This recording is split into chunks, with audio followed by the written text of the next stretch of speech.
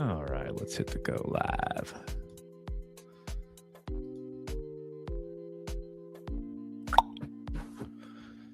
That is done.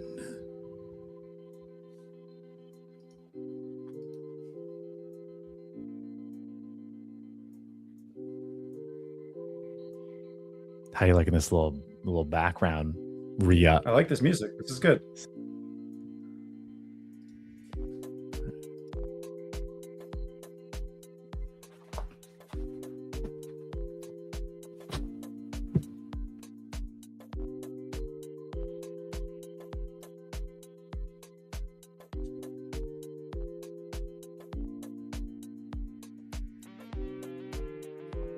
I'm loving the real slow entry into the happy hour. It's a very soft start. I like it. Real slow entry into the happy hour.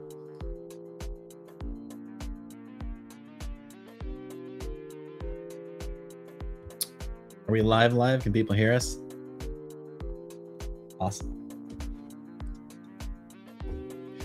T and I usually take this live moment to do some sharing. A lot of socials, a lot of channels, a lot of sharing involved. So I have to mute myself or else I literally get this infinite. I can hear myself ahead of myself. That's taking self-reflection to a whole new level.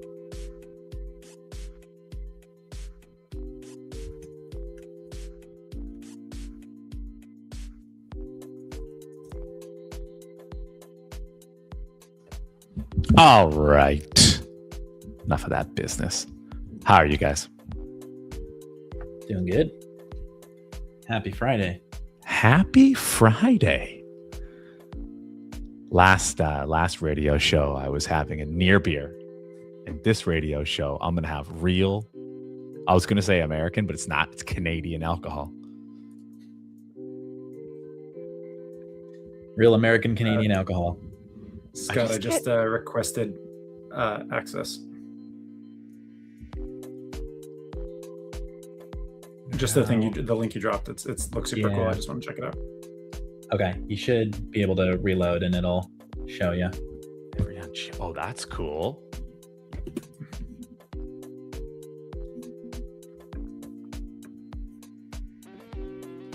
Oh, this is sick. That's super fun. Yes. Oh wow. Did you just make this? I mean, I'd like to take credit, but no, I just sent a prompt out, and this is the first time I'm seeing it. So this is this is so cool. QAing live. We'll show the crowd once we're ready. Bro, yeah, you absolutely made this. It's prompt engineering. I mean, I made this. Yeah, it's your brain power. Come on now. I love if you drill into a certain spot, you can get they assort all of the hunts from that area into a Fibonacci spiral. Whoa, bro. Sometimes art is everywhere, guys. That's amazing. There's cathedrals everywhere, Scott. This is a great GIF. As you you zoom out, it's pew, pew, pew, pew. Some daunting music to it. For people that are listening, they're just super confused. It's we'll show you later. Yeah. All right. I like that. Wait till the very end of the podcast. Yeah. Okay. No. I'll share what I'm drinking today. Park Distillery, Banff, Canada. You guys ever heard of Banff? I have, actually. The Rocky Mountains. Limited release. There's a festival there. What is it? Like a film festival. That's a big film festival area. Yeah, hell yeah. Absolutely. What was that what was it? Single malt? It is 100% Canadian rye, non-chill filtered. Not a whole lot of details on it, to be honest. Just that it's limited release. Although you can tell me, is 383 out of 700 limited? It's within that batch potentially. Yeah. I mean that'd be several barrels. Yeah. Several barrels? Okay. Well, this thing's only 375 mils.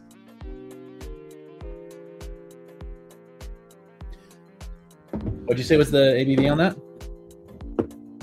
40 straight across, aged 42 months.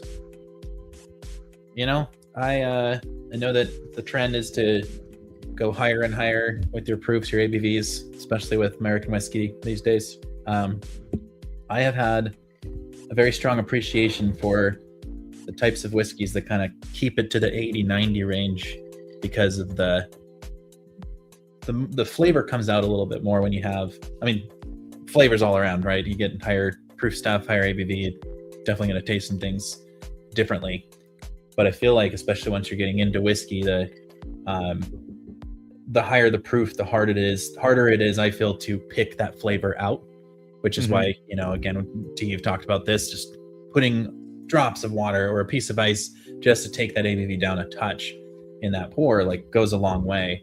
And even we have something, do I have it? I think I drank it all. Speaking of Canadian whiskey, we have our hazmat bottle that we did, why can't I remember?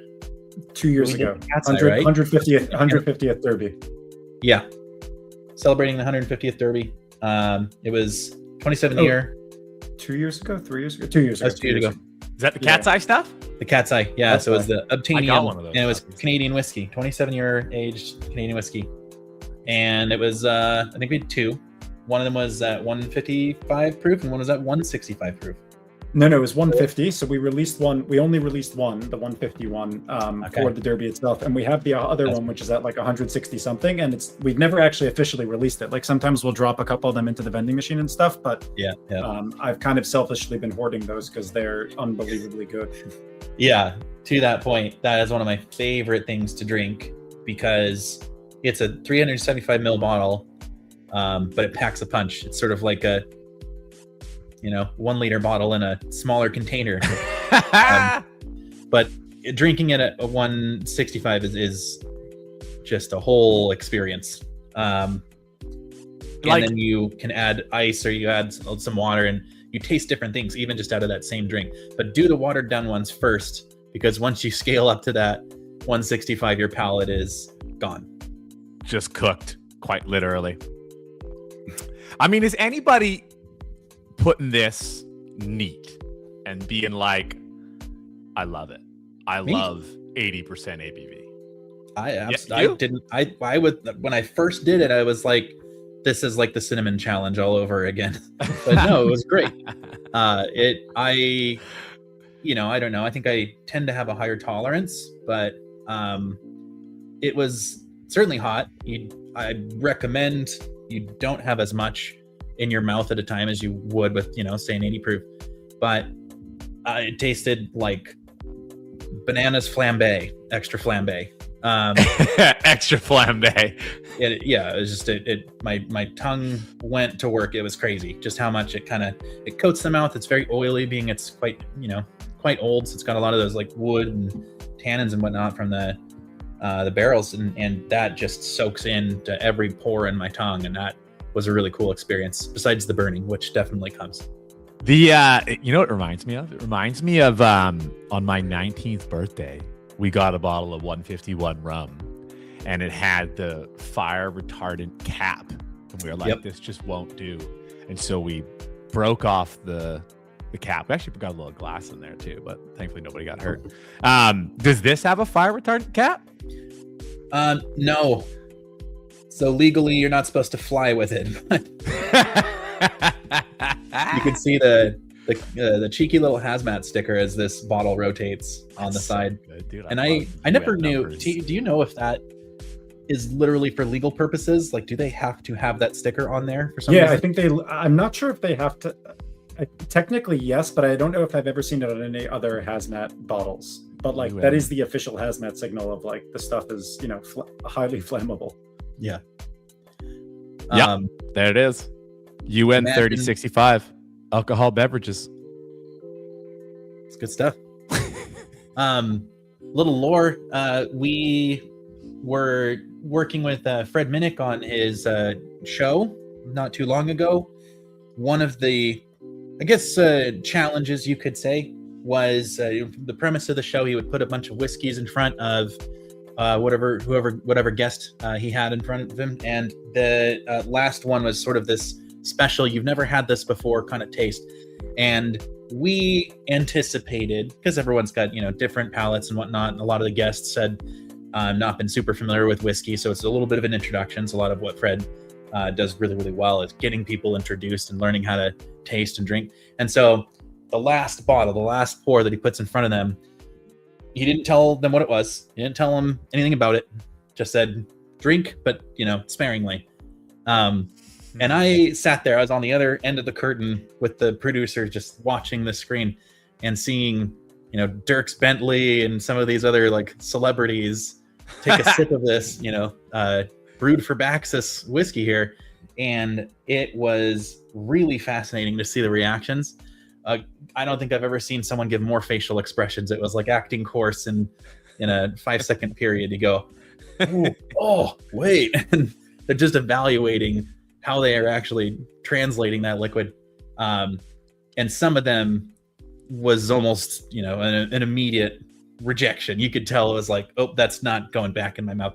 And then others would finish the glass. It was, a pour up to here, which was too much of a pour. And they're finishing it off, and they would turn around and go buy it on the marketplace. So there's a couple of our sales of that bottle that are from some awesome celebrities that were on that show. Built different. Yep. I appreciate that. All right, we're rounding the 10-minute mark, which is, the key for me to do a little bit of an intro for the happy hour show. Today, we got our very own Scott Manning, SVP of Product and Strategy.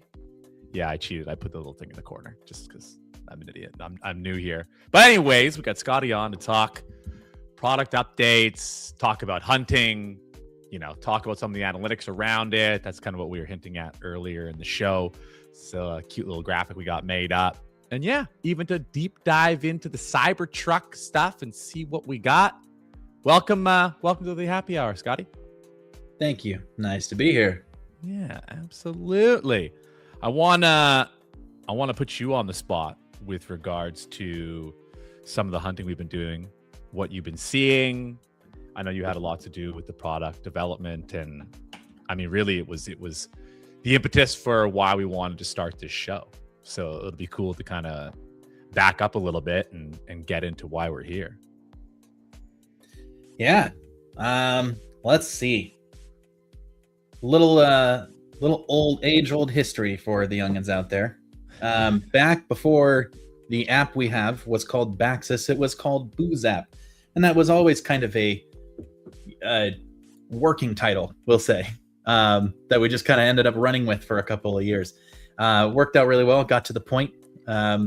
Started out as price tracking specifically and letting people find out through each other what prices are being reported, a little like Gas Buddy, and introduced a little feature that we did not think was live and then turned out to be live, and that was tracking your collection and evaluating the value of your entire collection.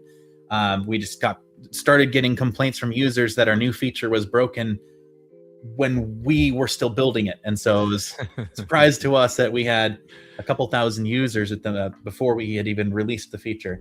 From there, we knew what we wanted to do next was to provide a little bit of a layer of showing what bottles people were hunting, where they were hunting it, what price, trying to be respectful of those that don't want to reveal their honey holes or specific spots that they have built a relationship up. No retailer out there wants to get hammered by a bunch of people just running through the door screaming at them for Blantons. So to avoid that, we wanted to be careful with it. So we built up a lot of thought toward how we wanted to do this over time. And when we had the opportunity to join forces with Baxis, that was a huge impetus. See, I'm remembering from our even initial conversation on that, that was one of the things we both brought up.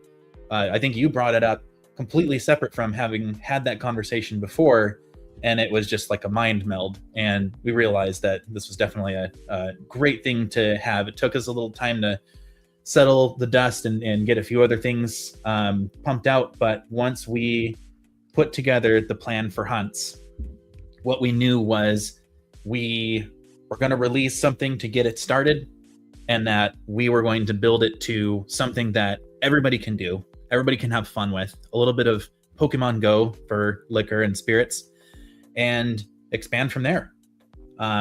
We have, checking the stats, over 50,000 individual hunts that have happened since the release. Of those hunts, we have had several people coming back and doing more hunts, so it's becoming more of a culture. We have a point system and a leaderboard, so when you perform a hunt and you give us a little bit of that information, not only do you get to see the other prices that bottle has been hunted by from other people around the world, really, you can then put yourself on a leaderboard. And as we all know, being on this happy hour right now, at the end of every week, we calculate those points up and you get rewarded for participating. The more you participate, the better. So that's the beginning of our plans for what we can do with this. And from the standpoint of where we're seeing the value, you know, everyone wants to be able to contribute something to a community meaningfully, especially if they're already going out and doing some of these things. They're going to the stores, they're, you know, taking pictures and showing their friends and asking, you know, what's the right value? What should I buy this bottle for? You know, is this worth something to hold on to? Is this something I should just consider a daily drinker? And hunts for us is sort of the basis of all of that, because not only will you get all those answers when you scan a bottle and you hunt it, you get to pass the knowledge on of what that price is at that store, help other people understand what the going rate is for all of that, and be able to eventually find out what others you're connected to are drinking and see what they like about them, see what they're not just hunting, but actually pulling off the shelves. Or maybe that's not the right price and they're putting it on their wish list. And then we'll tell them when that bottle becomes available nearby at a cheaper price. There's such a, not to cut you off there, there's such a like an education opportunity, because there's just so many people that go to liquor stores that really don't even know that this is something that they can do. And I mentioned to you guys like the other day, like needing to just go to a liquor store with like a little microphone and like a camera and interviewing people as they're walking in and out, and like one, you know, testing them out the door if they think it's a good price. Did they know if it's a good price? Did they just settle on the price? Would they, you know, there's so many avenues to like showcasing the value of it, and it's something that I really want to explore. The people need this. There's been a lot of attempts to build a tool that allows others to kind of learn from each other about prices and understand, you know, where things are, what bottles are going for what price. And we got something in Uganda, looks like. You know, honestly, as you're looking at this map, we can talk about this. So we introduced geolocation in a pretty recent release. So we're starting to see some of the reports be specific to a location. We have mapped that across other retailer locations. So we know which spots are retail, which spots are kind of, you know, maybe you're just kind of canning a bottle somewhere else. But the nice thing is you can actually see where there's more hunters, more participants. And so one of the next things we're planning to do is gamify that a little bit. Maybe you're the best hunter in your particular area. People should know that. Maybe you get a badge for that. When you are in a group, Facebook or otherwise, and you want to compete with people in that group, we want to make sure that there's a way for you to do so. So this is a nice way to kind of see, oh, where's the hot spots? What hasn't been hunted before that I can go and tackle? A little bit of that kind of ground coverage. There's a little bit of an idea we're playing with where you could be sort of the lead in this region, and you can capture other people's regions in the same way that some of the other, you know, exercise apps are doing. We should do that with hunting a little bit as well, so that you can kind of have your name shown as someone who understands the market. You got a little bit of a thumb on where things are at, and you build a little bit of a profile there. So this map is something we just came up with based on our data. There's about 7,000 of our points. We got a little bit more. We're not, you know, showing you at the moment, but this is just within the past month of hunts. And this is all the locations that we have seen people hunting from, which is really exciting. Zoom in. somewhere around. It's like a disease. So cool. It's so cool. I love it.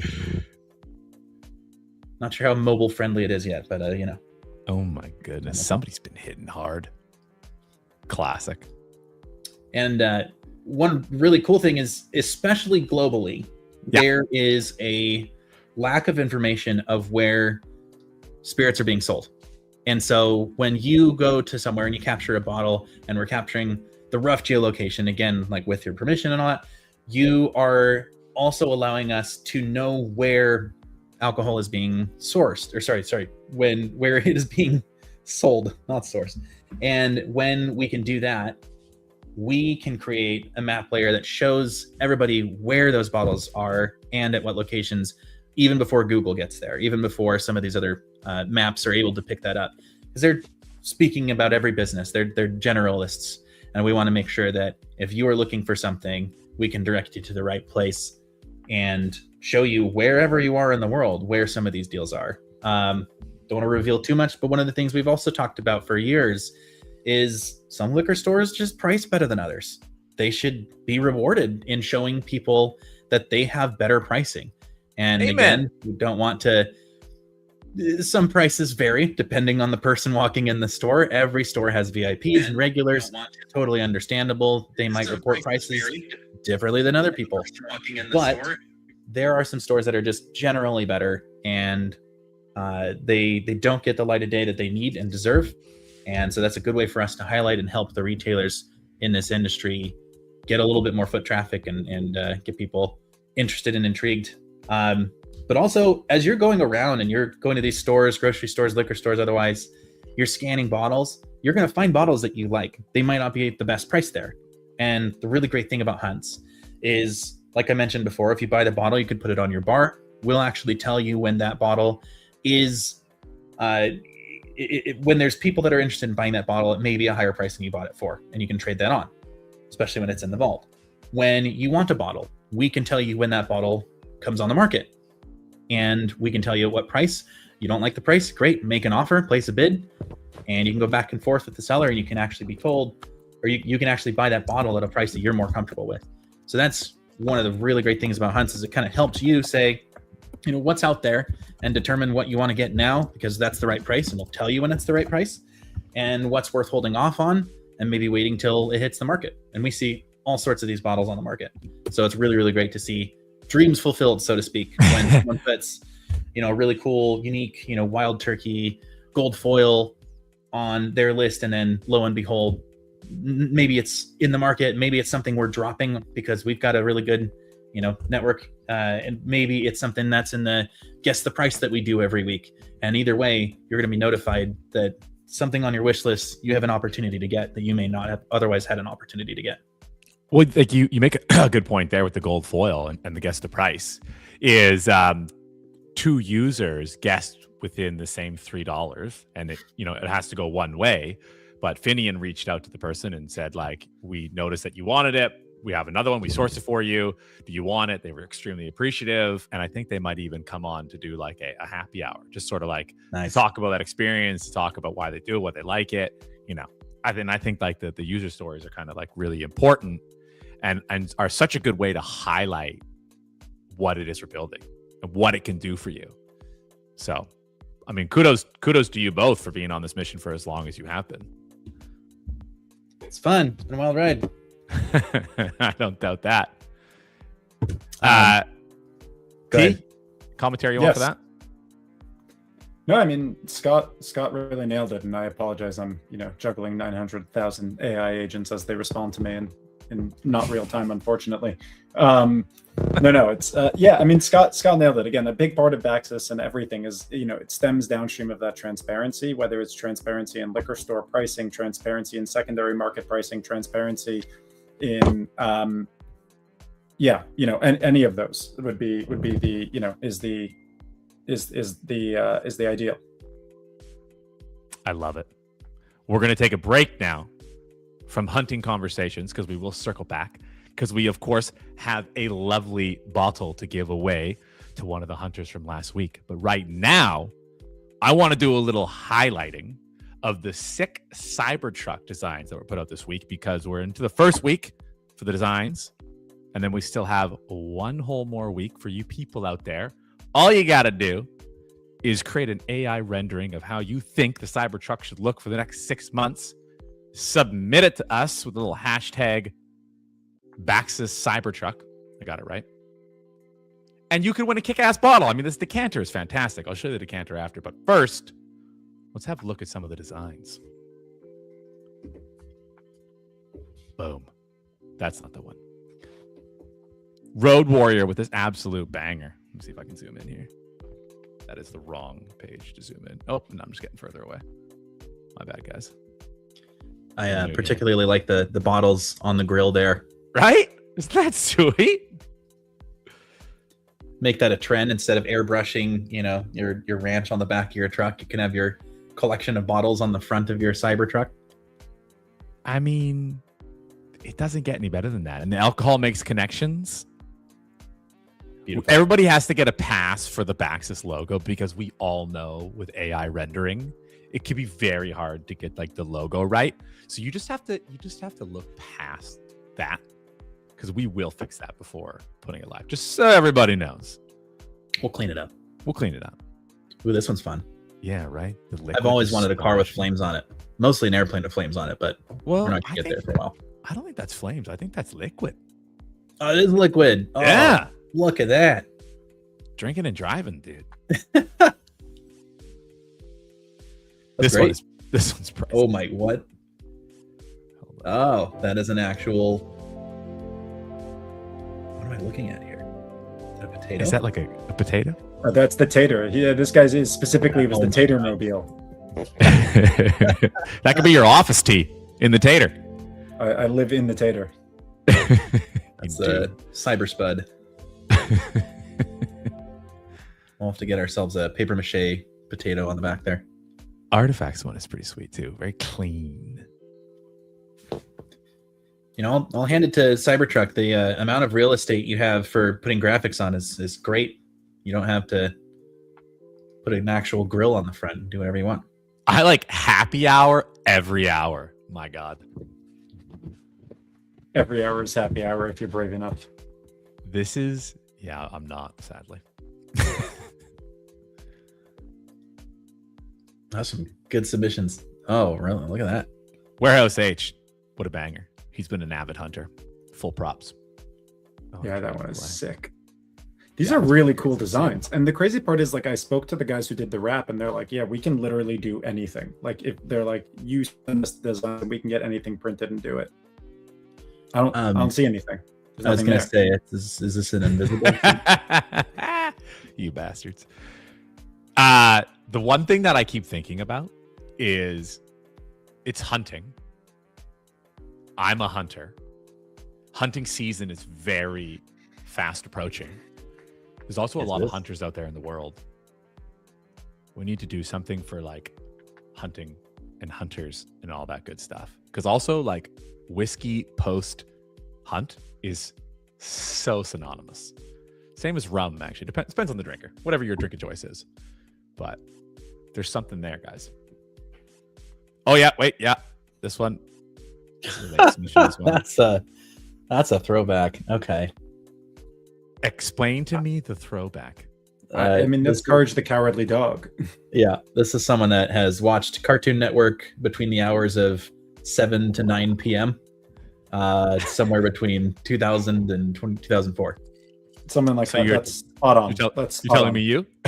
It's me. It's me. It's me. Yeah. I also kind of like that he used the like you design it, we wrap it, because it's like kind of stuck with that. Yeah, it's beautiful. Okay, whoever this is, I need to have more context. Oh, Pyromano. We could have chosen Powerpuff Girls. We could have gone with Ed, and Eddie, Johnny Bravo. I mean, listen, we still have another week, and I have to give a shout out to Vibe, because this is like, if you design something good and you throw your own logo or your own whatever it is on there, we will print it. So like, you're basically like, for anyone who hasn't thrown up a design yet, like if you're running a company, like you should be trying to just design something so you can get real estate on the Baxmobile, because we are our truck is heavily photographed in New York City. Yeah, and they might not even know it's our truck. You just got to do a good enough job. Oh yeah, then the prize, dude. The prize is so sick. I'm gonna need you guys to tell me about the prize. T, you want to take that one? Yeah, give me 2 seconds. Amazing. I have just a little side story here. Hit me.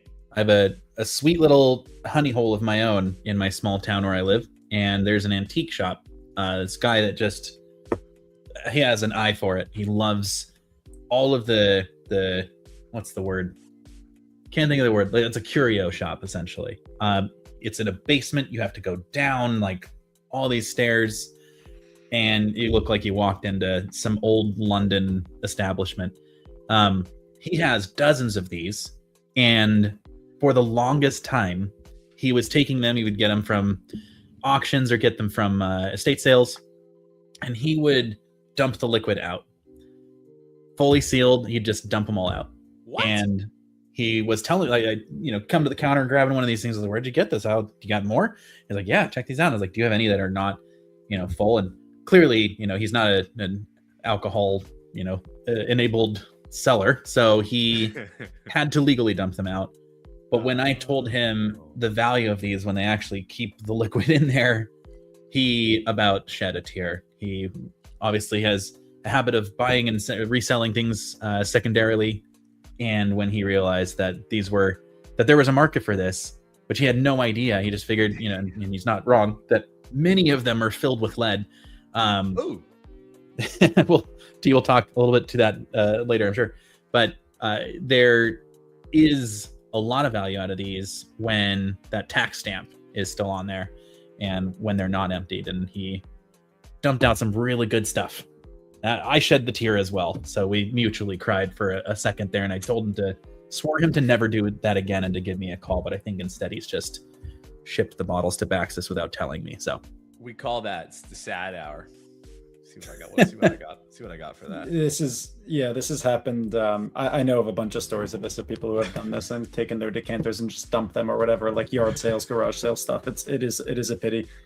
Oh. The actual lead issue is not really an issue. Like somebody, I don't remember where, I have to find it online, but somebody actually did a study on this, and like the amount of alcohol from the leaded decanters you would need to consume, assuming it's one of like the highest lead seepage ones, would be like obscenely high, like before you'd actually have a risk. So I'm actually not so but again, it does scare people off when they hear leaded decanters, but it's like, no problem. You're right. They're probably toxic. You should sell them all to me for pennies on the dollar. I will dispose of them safely. Wait. Before you give like the background on it, where does one even drink from it? Because I don't even see anything. Give me a minute. So this is, before you say anything, sorry. The image you're looking at here, people, is like the spitting image to what's on the listing. Carry on. All right, Scott, take it away. Show us. I have it. This is show and tell. This is like elementary school, guys. Let me. I'm so excited. Wait. Okay, this is one of the cards. Scott, Scott. There we go. Yeah. What the shit? It's massive. Yeah, look at this shit. This is like Corilla freaking DeVille here. I love it. It's so great. What the fudge? So for everyone to know, this is an actual whiskey bottle. This is a decanter. Yep. It's reading backwards because, cameras are what they are. But that's from Beam. Jim Beam was a major producer of these decanters. T, do you know if there were any others that really like joined in as hard as they did? Beam did the bowling pins. Old Commonwealth had a bunch of like interesting ceramic ones. Michter's, old Michter's from the 70s, they had like the Pharaoh and the Firehouse and some of the other ones. Castle and Key had the actual, E.H. Taylor had the actual castle that is now Castle and Key. Yeah. Log Still had a couple. I.W. Harper had the barrels, had those ones that are the barrel ones. Great. Old Forester had like the lamp decanters, like all those weird lamp ones, and like the Sputnik like satellite looking one. Old Charter had the binoculars that came in like an actual binocular case, but it looked like binocular. There's like it was a good era for fun packaging for whiskey. Where did the fun go, guys?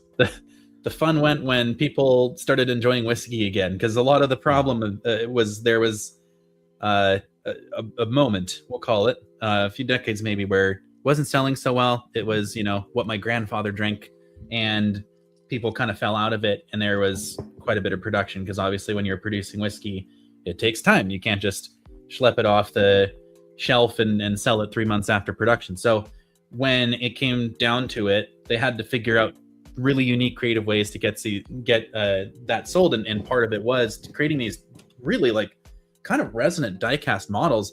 I mean, frankly, some of this is very much plastic, but they spared no expense in terms of the details. It's not your average Hot Wheel. The tires do rotate, so my kids have wanted to play with it. This is one of the ones that does not have any alcohol in it, so no risk of spill. But you asked where the neck is, and the answer is back here. Oh my God. So That's they found all sorts of like amazing. hidden crags to make it look, really, really cool. But it's still something you can pour. There are some modern decanters that when Rich, another person at Baxis, and I were working on some stuff for retailers, we had a retail side of the project. He specifically would go to a lot of these shops in person, and he would inventory them. So he would be all up and down their shelves on ladders 10, 15 feet in the air sometimes. And especially up there, that's where you put your stuff you don't really want people to touch, but you want people to see. There are decanters that I think it might be vodka, might be tequila, but it was something ridiculous. But there's one that's like a 2 foot long gun, like an AK. And you pour it out of the muzzle, obviously. They find ways to That's put these amazing. everywhere, but this is really cool. And obviously this is the container. And so I think, let me see if it has a size on here. Should be, 750 milliliter. So that's a standard bottle. So if you're pouring it, just, hold on to your lid and equipment Oh, here. what? You just attach that. I don't know if I've ever done this. Maybe there is still liquid in it. Also Oh, you broke my got it. shoulder a couple weeks If there's ago. some dribbles, you got to have a sip for sure. Yeah. This is welcome to Jackass. We're gonna sip some whiskey from a car. You just got to sneak know what? some of that cat's eye obsidian in there. On the next episode, I might have this open by then. So Okay, we'll leave it still for now. fine. I'll just But- pretend that this is what came from it. So cheers. Cheers to that. That is, I mean, it's honestly super cool. People, listen, all you got to do is go to AI. You spend there all day anyways. Render up a sweet Cybertruck. And you could walk away with an absolute beauty. A Beam Scott, 100. that's the other part. Scott, show them. The wheels actually work. Like those are usable wheels model work. cars when you're done, by the way. My God. It's unbelievable. When the microphone goes off, cameras are off, you might find me playing with my toys here.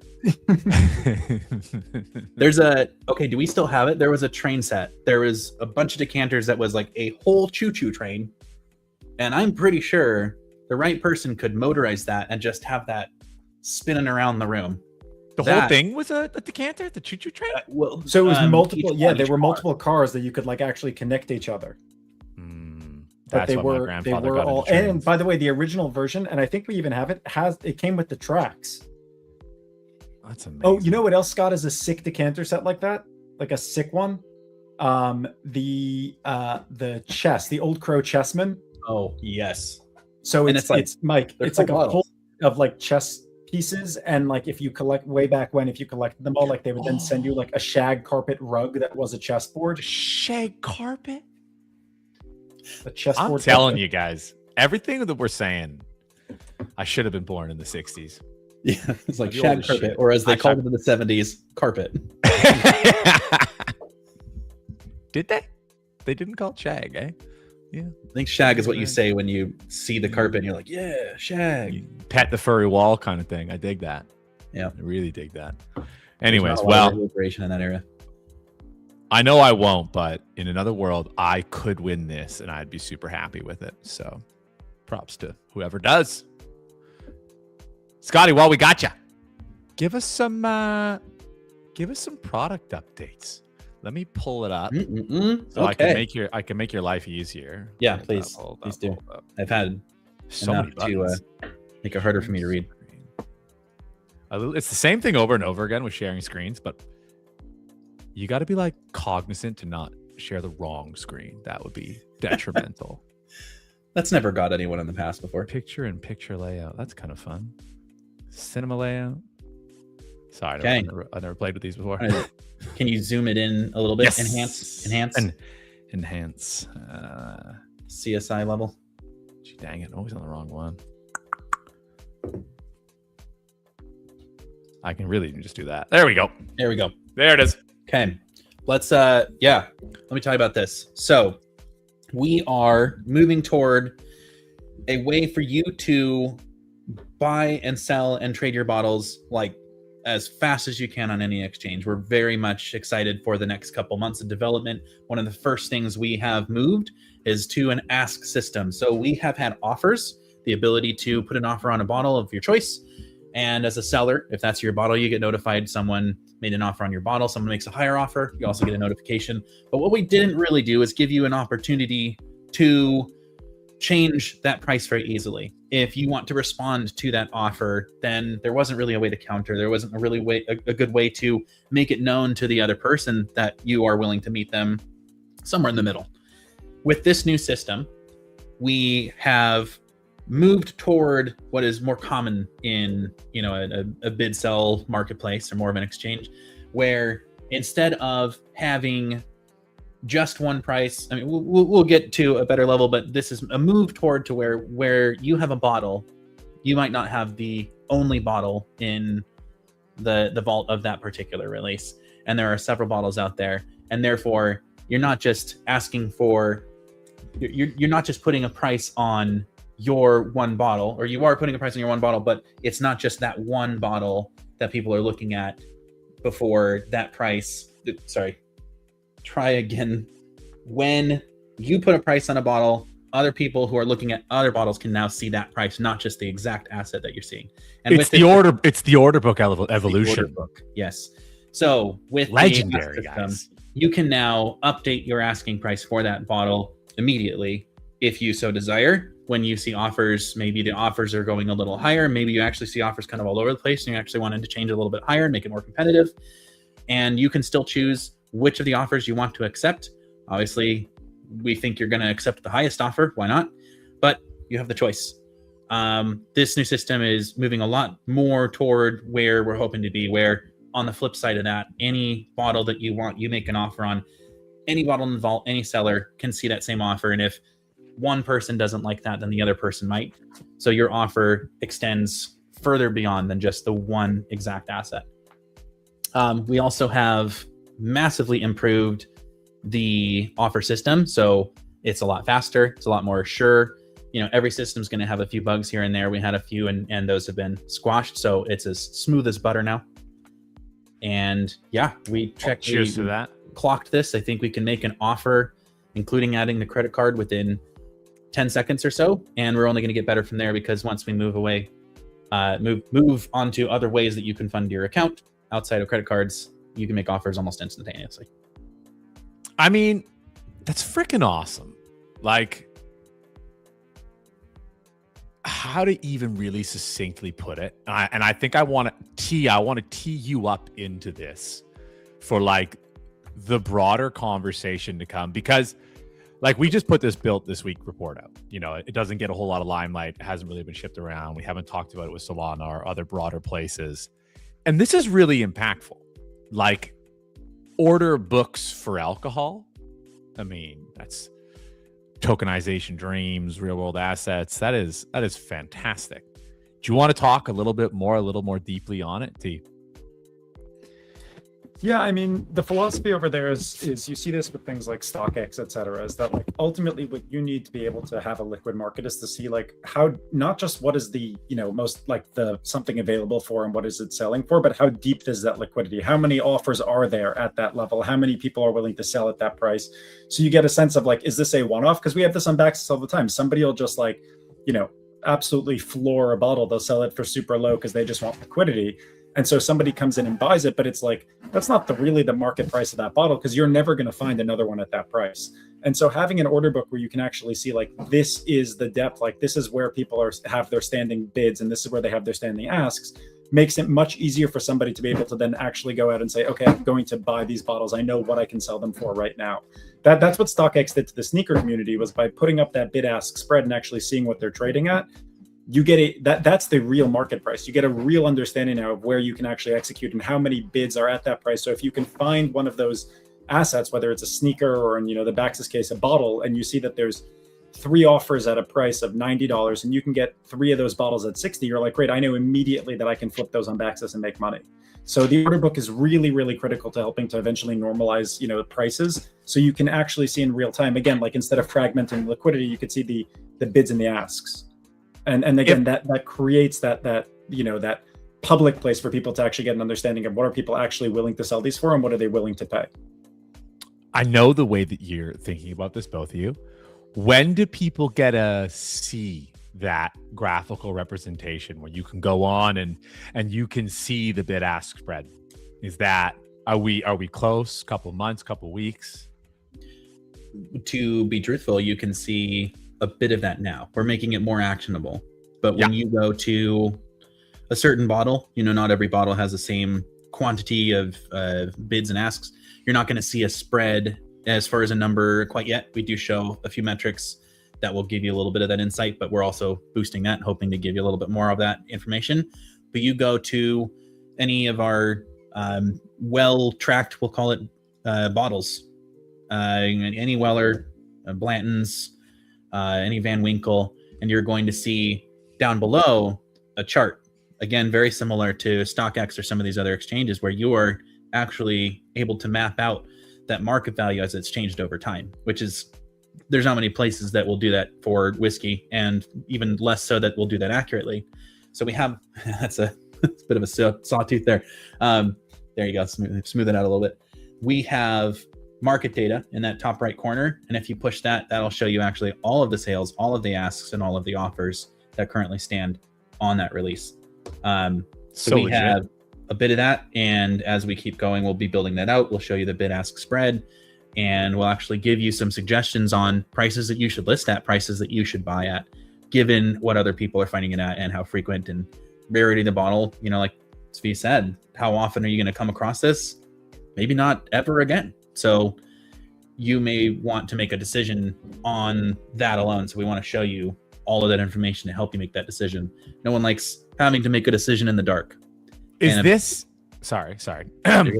This is like the logical progression for hunts as it matures, is you get that data overlay, and then you really you end up in like a trading view situation where it's like, do you want easy mode? Do you want, geographical representation? Because you have to accept when you live in a place that maybe your alcohol is on average higher.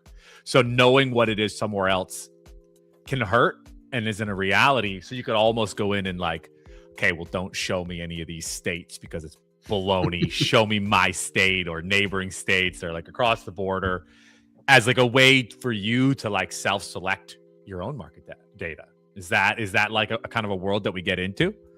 Oh, for sure.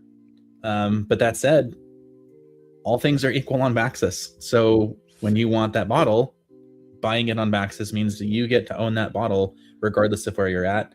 And that allows you to treat it a little bit differently than you would if it was physically in hand. Because you can keep the bottle, you can redeem it, you can also drink, or you can also sell it onward. You can trade it. You can use it as leverage for other resources down the road. And you can learn more about it. We are one of our favorite people at Baxis, who has not been on this show yet, but I'm sure will make an appearance, is Owen. And we didn't know what to call the title because we knew we wanted him on the team. So we just decided whiskey historian is now a career, and he is officially our whiskey historian. And some of the things that he knows about these bottles, he puts all of the things that he knows as much as he can into these descriptions. There's so much more of a story to tell. So if you get a really cool bottle, I've got my eyes on a few. There's a age-old IW Harper. My daughter's middle name is Harper, so I'm trying to buy bottles that have some connection to each of my kids' names. I like that. Just so happens they all do have a name that has some alcoholic reference, so lucky me.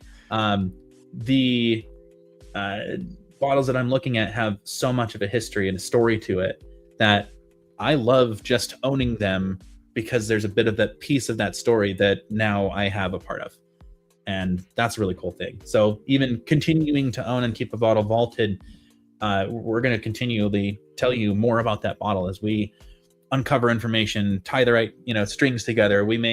There's so many different stories about this distillery produced that, and then this distillery took over, this company owns this now, and they changed the distillery, but then they moved it back, and then this happened, or a fire happened. And those are all things that if you're trading, you don't need to care about all that, but some of that provenance can change the value. There's a whole bunch of bottles out there that they're called pre-Heaven Hill, and if you were to get your hands on something that is pre-Heaven Hill, pre-fire Heaven Hill, then that has a tremendous value over the stuff that was produced post-fire, which is everything that's produced now. I can't remember exactly when the fire was, I think in the 80s or so. But that is a line of demarcation where if you have a pre-fire Heaven Hill bottle, not only does it trade better, it's got a really cool story. And frankly, some of the stories of the bottles immediately after that fire are great too, because all these distilleries came over to help Heaven Hill kind of build some of that stock back and figure out, they lost a lot of information in the process as far as like their mash bill and how their distillery. They actually lost their yeast strain. That's the saddest part. Right, like the original yeast that Heaven Hill used they don't have it anymore. So the yeast that Heaven Hill uses now is from, if I'm not mistaken, is from Jim Beam. Jim Beam gave them like new distiller's yeast, but like the original yeast that they used it doesn't exist anymore. Yeah. My mom's, which is again like part of the crazy thing about like whiskey when we all think about it is like coming out the same, but those factors, what yeast you use, the yeasts, all of that stuff actually has a major impact on the final product. And it's like crazy to think that like it could really vanish and then you're that's it, it's gone. The whiskey you make will be good, it'll be great even, but it won't be the same. Yeah. That's not cool. to make light of that tragedy, but I know this because my mother had a sourdough yeast for years and they went on vacation and it died. Now that only impacts my family, but it's your personal Heaven Hill. I respect literally, and like I don't think I have any bagels left. I don't think there's any pre-death bagels left. Love the silence.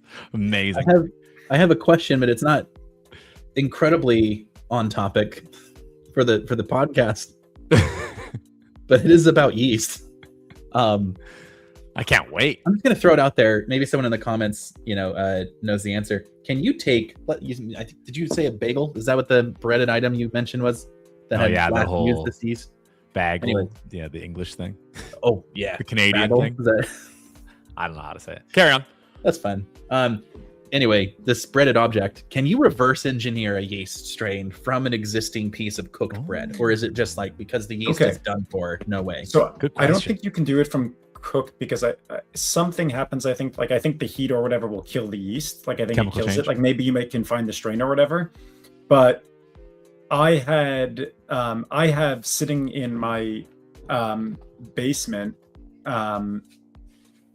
well, I found them at like also like a barn finds, one of these like garage sales. I found a case of like 100-something-year-old beers that are still sitting in like they're from like literally 100 years ago. And I sent them out once to a lab. I sent one of them and he's like, yeah, basically if you sent a couple of these over, we could actually extract some of the yeast and potentially like rebrew this beer. So I still have the case sitting there because one day I'm going to find a brewery that wants to do it.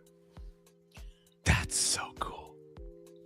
So in theory, if you used a little bit of your yeast in beer and then stored it, just forgot about it in the basement, you could potentially have a safety net for if you go on vacation and your yeast dies in the process. That's amazing. I'm gonna get my mom to start making beer. That sounds like we need to- logical progression here. Someone's got to have an app for that. That's too good. All right, guys, we're getting close to the hour here. And I have on screen this tasty bottle of Woodinville bourbon whiskey, which we will be giving away to a lucky hunter from the last week who wants to talk about it.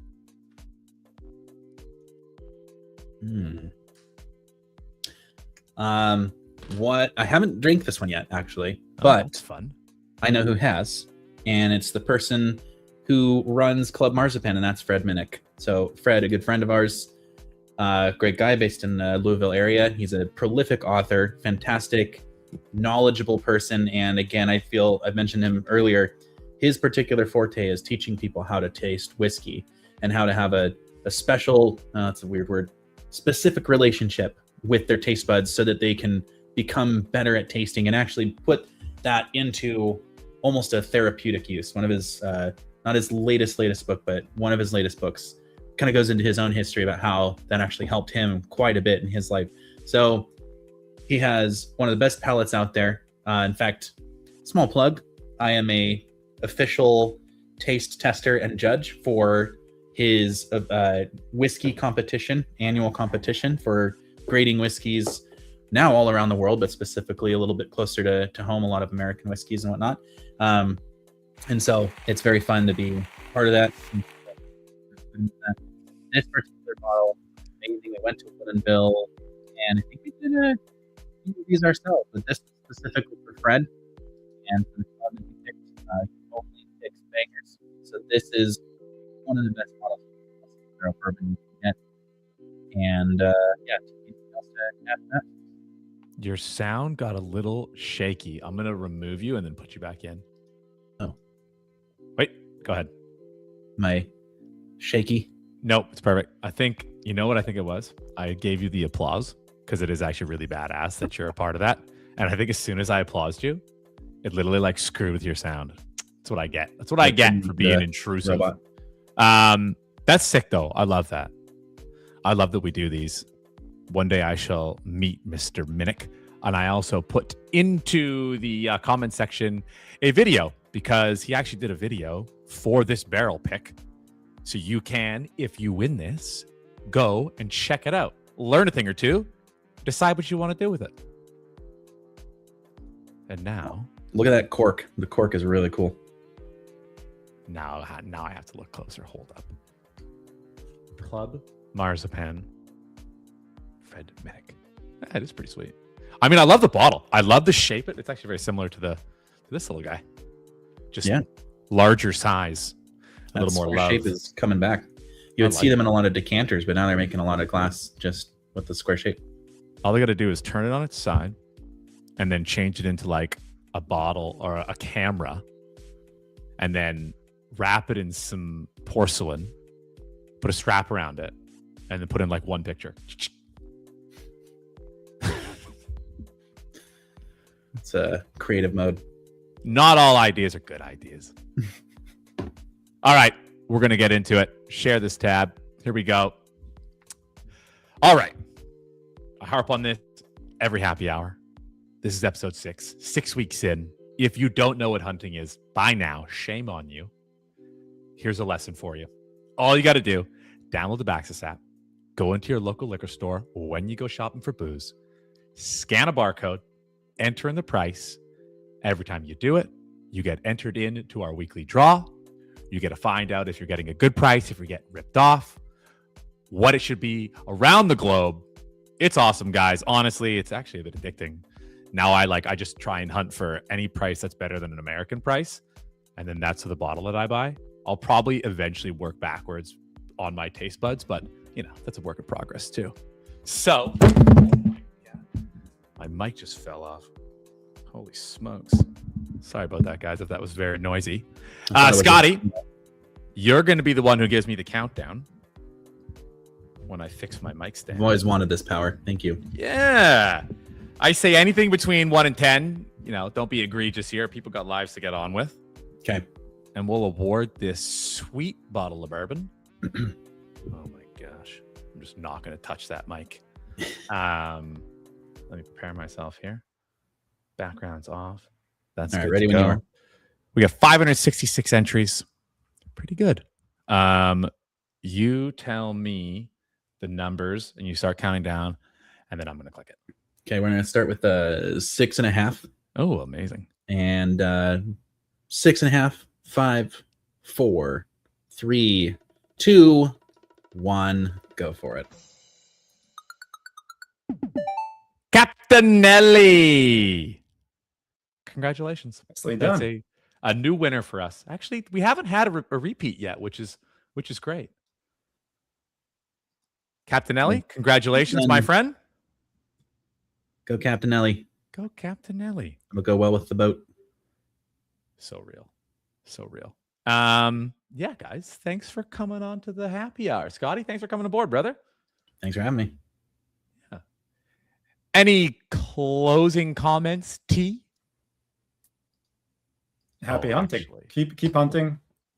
Enjoy your drinking. Enjoy your weekends. Get something good. As soon as I'm on bedtime duty in a couple of minutes, so I haven't had anything to drink yet. But I have my Father Time bottle that we were talking about yesterday, which I just has now that I've read the label and like I know the backstory of the Father Time. Like literally, this has become my like, I've got some quiet time. The kids are asleep. It's like I have my Father Time. But like honestly, just props to Stu and to Jim Gaffigan for putting both a very funny and also very delicious bourbon out into the world. Beautiful. My only closer is that 2 episodes ago, we asked T if he had a whiskey club, what it would be called, and he didn't have one. And we're 2 weeks in, he still hasn't given it. So we'll give him until next week to come up with. Give me time. Give me time. I don't want it now. It would be second rate.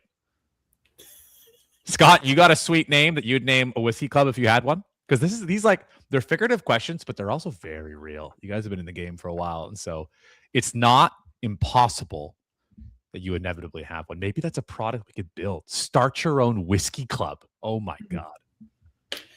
I'm just gonna go with the first idea that came to mind, and reminding myself of the car I just set down that I'm definitely going to be playing with as soon as this camera's off. And we're going to call it the Car Show Whiskey Club. And it's bring your car decanters, and whichever car, you bring that's the most unique, you get whatever whiskey on the table you want. Fine. I like it. Boys playing with toys never goes away. Ladies too. No gender. Yeah, I'm just going to end that there. Okay, boys. Blast. See you later. Have a great weekend. See ya. Cheers, boys.